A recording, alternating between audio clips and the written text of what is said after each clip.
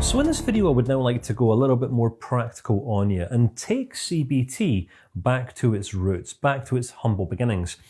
Back in the 1960s, CBT was initially conceptualized by Mr. Aaron T. Beck.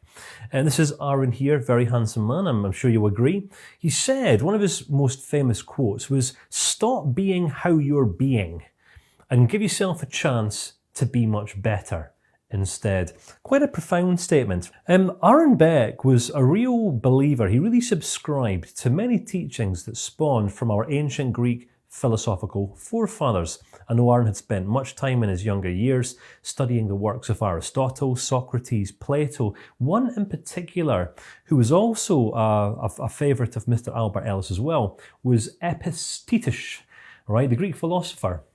Now, one of his main revelations or ideas was that people are not disturbed by things that happen to them, but by the view that they take of those things that happen. All right, now this is the one commonality that both Albert Ellis and Aaron Beck share. They both devoted many of their younger years to really exploring this concept because it seems quite abstract, especially if you think about how quickly and how easily people today can be diagnosed as being mentally ill or unstable or have a condition because of how they're feeling in some way in response to one of their emotions. So CBT was pioneered by Dr. Beck in the 1960s. Now, he was practicing psychiatry and studying depression at the time in the University of Pennsylvania. Now, throughout Dr. Beck's studies, he went on to find beyond what he went out to initially find. He looked to explore exactly how it is that depression outworks itself in people. Obviously operating from this kind of core idea, this fundamental worldview that people aren't disturbed by things that happen to them, but by the view that they take in these things. So he was looking at depression and he was looking at how it is that people look at depression. But then he went on to make a few other discoveries, and this was the connection between the quality of a person's thinking, the underpinning beliefs that sometimes give substance and depth to a person's thinking, and how it is that our thoughts influence how we feel on a minute-by-minute, day-by-day basis. What you could say is that Dr. Beck here had really begun to explore and uncover the foundations of what it means to be in control of oneself, i.e. the fundamentals of self-control. So, these were some of Dr. Beck's earlier ideas, some of his goals and assumptions, if you like. The CBT cognitive model, and this is that our thoughts influence our feelings. Our feelings generally tend to have an impact on how we act and behave, respond or react. Obviously, our actions and behaviours then produce and determine the results and the outcomes that we experience in life that we then go on to think more thoughts about. So he understood this. There wasn't really a model back then that really kind of set this in stone. So this is what his works had really gone out to establish. The CBT cognitive model assumes that people's emotions and behaviours are influenced by their perceptions of events, not specific events within themselves. So he was really buying into this philosophical worldview. This is pretty much the foundations, all right, of cognitive behavioural therapies. In fact, many of the cognitive psychologies that still exist, especially the most popular and common ones today. What Aaron Beck suggested was that cognition is actually split down into three different levels, into three different areas. We have, on one level, dysfunctional assumptions.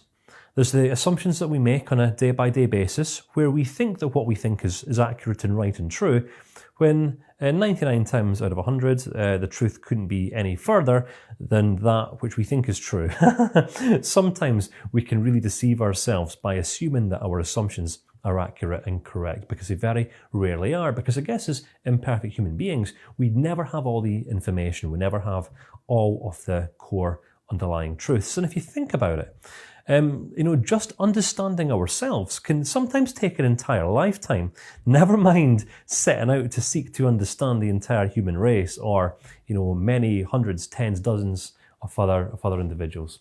So we operate in a place of dysfunctional assumption more days and more often than not. And he also suggested that cognition can be can be compartmentalized in terms of our beliefs as well, because beliefs are different from assumptions.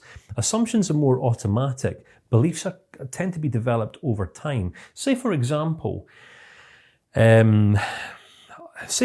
you were to experience a setback or a failure or something like this. You were to set out and you were perhaps applying for a new job, and then you didn't get this job that you applied for.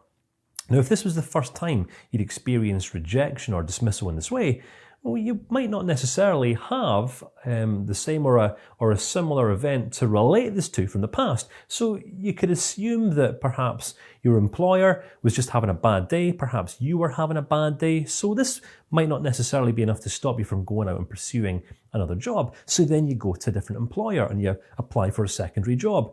And then you get rejected once again, or they choose someone else over you. And now your mind is looking to connect the ideas to arrive at some sort of truth, idea, concept, explanation why you didn't get this job. Because we're all meaning-making machines, and we want to understand why we get the results and the outcomes that we do in life. So what I'm saying here is when we experience an event, one time alone in isolation, it could just be a random happening, we're not quite sure. But if we experience two similar outcomes, or two or three or more, then this could be a coincidence, or we could be starting to see a pattern or a theme here.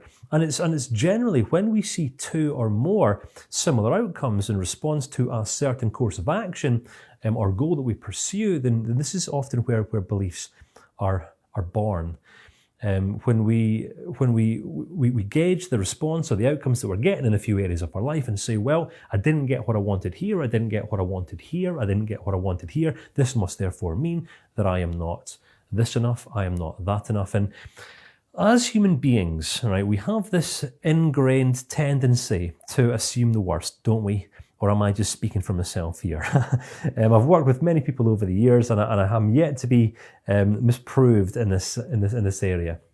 So, cognition split into dysfunctional assumptions, and if we make enough similar dysfunctional assumptions, we can end up developing a dysfunctional core belief about ourselves. And remember, many people act and behave as if what they believe is true, but our beliefs are just ideas.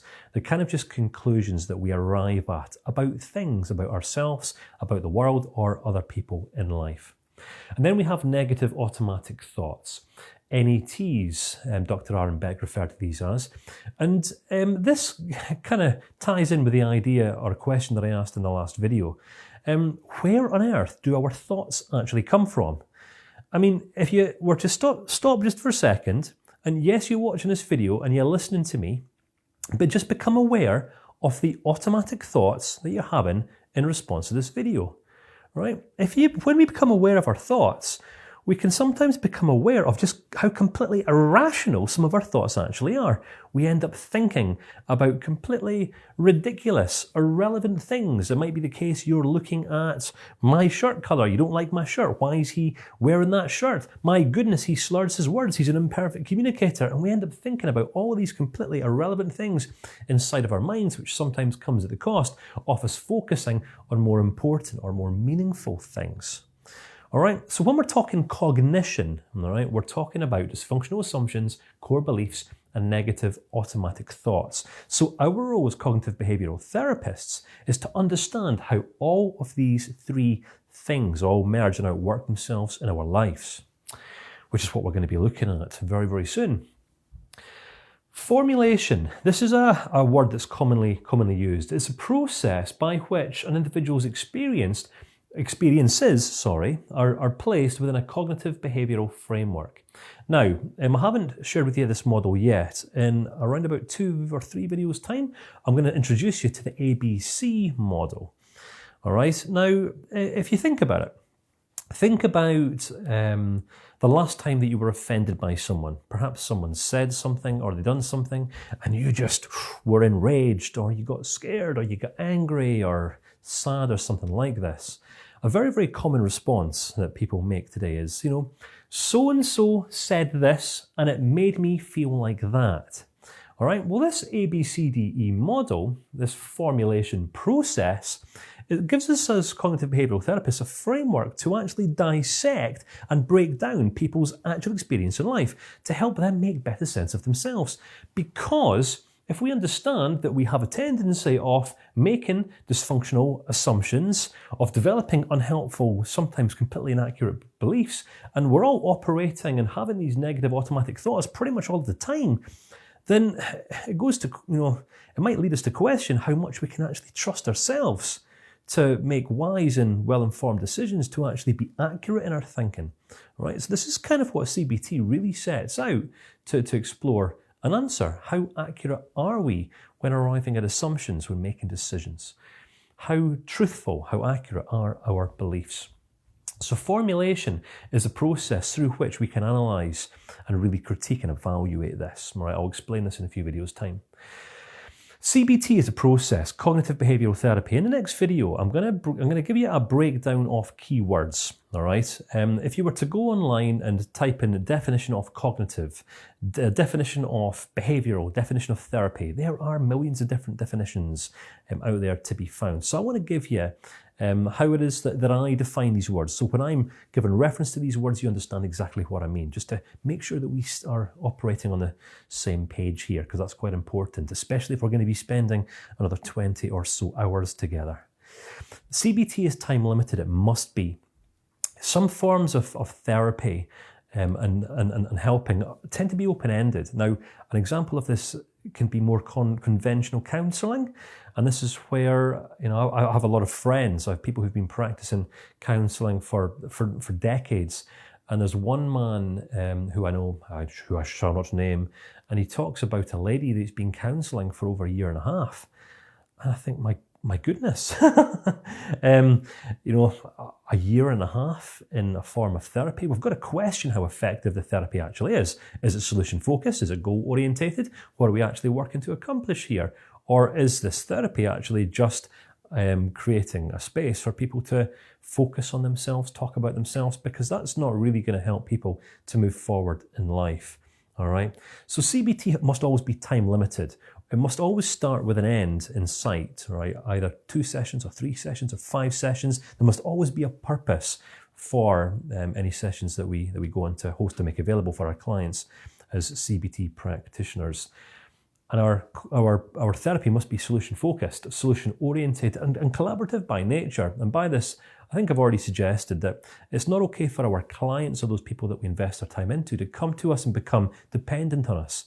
Because if they do this, this is not going to enable them to take great responsibility for themselves and ultimately experience the empowerment that comes through a person taking responsibility for themselves. Are you with me? So this is real practical stuff, but I just want to build this into this first section of the course, just so we know where we're at.